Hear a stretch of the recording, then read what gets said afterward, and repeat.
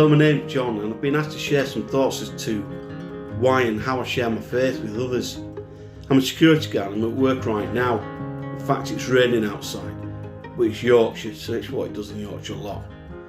But I'm fortunate I get to work with others, and I get to share my faith with others. Although I've realised that speaking to others, you reach an impasse quite early on. For me, it's things like the divinity of Jesus Christ and the nature of the Trinity, because others don't see it like that. But it doesn't mean to say that I'm going to stop talking about my faith. It means I want to speak about it more to clarify that position. Jesus himself says that we should go out and make disciples of all nations. Paul himself says, one plants, one sows, but God waters the field, and it's God that makes them grow. So whilst I'm speaking to others, I'm hopefully sowing seeds so that at some point in the future they'll bear fruit. But I'm not a theologian, I'm not a scholar, I'm not a very eloquent speaker. So all I can do is speak about my own experiences in my walk with Jesus Christ. But how do I share my faith with others? It can be quite a daunting task. I once asked this question of somebody, and they said, you need to ask God to give you a way in, because if you ask God, he'll provide it for you.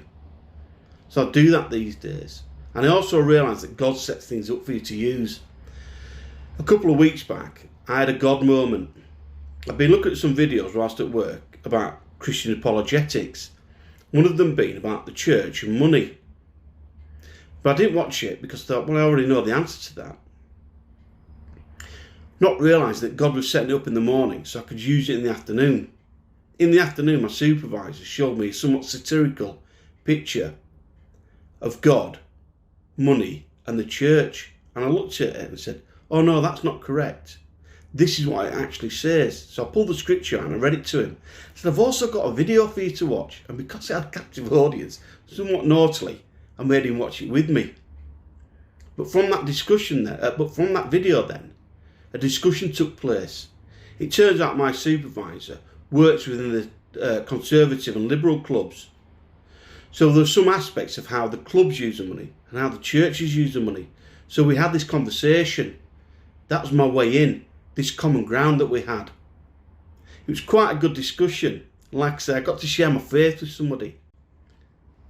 And also, whilst talking about my faith, it helped me better to understand my position within my faith and how I feel about certain things within the Christian fold and in my personal walk with Jesus. As I'm sowing these seeds, I may not be earning bags of gold, but I may be earning some interest. Which begs the question, is there such a thing as an altruistic act? If you're looking for a reward? That bears more thought. I'm going to have to go away and think about that one. If you've got any thoughts on that, let me know. So yeah, I'm not going to stop talking about my faith because I enjoy doing it. And I've also been commissioned to do it. However ineloquently I do it. I'm still trying to sow seeds to hopefully bear fruit later on. Because I come to realise that there is a freedom that God gives you. There is a freedom that when you accept God's truth as being absolute, it liberates you from everything. And that's something worth speaking to others, because you want them to be liberated as well. I want them to be liberated.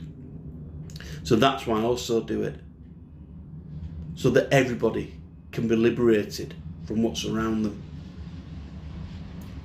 I think that's pretty much it. Oh, and it stopped raining. The sun's come.